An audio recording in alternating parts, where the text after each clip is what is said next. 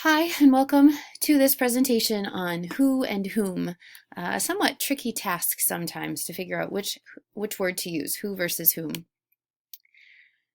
The first way that I'm going to teach you how to use who or whom is kind of the mathematical way, the formula way. So if you're very much into rules and kind of liking to check off the box, this might be the way for you to figure out how to use or when to use who and whom. So the first thing that it's going to tell us to do is to isolate the who or whom clause, and we'll look at that in a second in an example.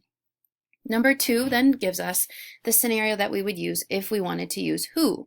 And we use who if there's no other subject in that clause, or if the verb is linking. So it has to satisfy one or the other. We're going to use whom if there is a subject present in the clause and if the verb is action. So it has to satisfy both of those things in order for us to justify using whom. So whom is used a little less frequently, I believe, in my own opinion. Most of the time we use who. And so here are our examples. So to start with, it talks about that who whom clause. And so what we are going to do is isolate that. And that who whom clause starts here. So it starts with what's in between the two commas. So who or whom has taken Mr. Wright's position is our who whom clause. Now it tells us that we're going to use who if there's no other subject or if the verb is linking. And so when we look at this, we are going to first look at the subject. Is there a subject in the sentence, someone that's doing the action within, not the sentence, I'm sorry, but between the commas, and there's not. There's no subject. That subject would happen here. If that is the case, if we're missing the subject, we're going to use the word who. We also can test it if the verb is linking, and in this case, the verb is action, the verb is taken, and so we know that we have to use who because of that no other subject. The second example, we're going to isolate the who whom clause. So here is our who whom clause. We're going to look for the subject. So in this clause is someone performing an action. And in this case, I is the subject, and we have an action verb met. So because that's the case, we're going to use the word whom in this sentence to satisfy this clause. Okay, and then this meets both. It has a subject, so it's performing the action, and the action is met. And so because those two things are satisfied, you're going to use the word whom. Now we come down to the third example, and this one is tricky. Does anyone know who or whom ate the last donut? And it's tricky because it's a question. The answer in this case is who. We have an action verb, and that's the reason why. So ate is an action verb. Because it's an action verb, we're going to use the word who because it's not, if we use who, it needs to be a linking verb.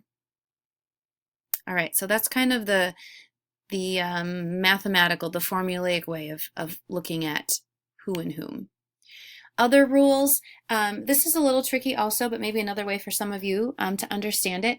When we use who, we are referring to the subject of the clause. And when we use whom, we're referring to the object. Now, what the heck is the difference between a subject and an object? The subject is the one doing the action. So if you notice in those questions on that previous slide, it asked if there was a subject in that who whom clause. If there's not a subject, we know that we need to use the word who because or if there is a subject, I'm sorry, we need to use the word who because that's the person doing the action. The object is the one having something done to them. And the example there is I step on Squiggly. I am the subject. Squiggly is the object. He's receiving the action of being stepped on. And so I is the subject. Squiggly is the object. And so in another example down there at the bottom, you see a very common sentence, I love you. In this sentence, I is the subject and you is the object because you're receiving the action. Another example as to why we would use these, we would use whom did you step on? Because whoever was being stepped on is receiving the action. Whom do you love? Again, we use the word whom because you is the subject. Whoever you are loving, whom is receiving that action. Who is going to refer to the subject, so who loves you? And if I'm answering that question, the person that loves you is the subject of that sentence. Who stepped on Squiggly? Again, whoever stepped on Squiggly is the subject, so the who refers to that, which is why we use the word who. Again, very tricky. Here's kind of a quick test. When you're testing, you look at that who, whom clause, and you kind of answer that question. If you can answer that question with a him, use the word whom. Notice him and whom end with ems. If you're using the who and the answer to that question is he, then you know you're going to be using the who version because it doesn't end in M. So how does this work in action? So we'll take these same examples from before. The new instructor, who or whom has taken Mr. Wright's position, came from Texas. So here's my who or whom clause. And if I look at this, I'm going to ask myself, who has taken Mr. Wright's position? Is the answer to that question, he has taken Mr. Wright's position, or him has taken Mr. Wright's position?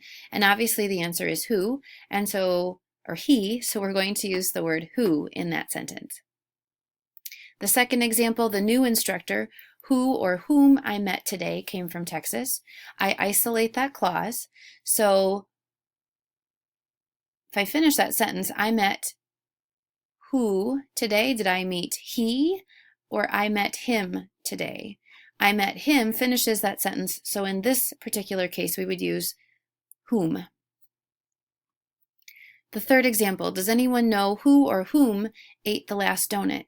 The answer to that question is he ate the last donut, and so I would use who in that particular clause. I hope this was helpful to you. There is more information in your textbook, so take a look at that. A quiz will follow in the content section.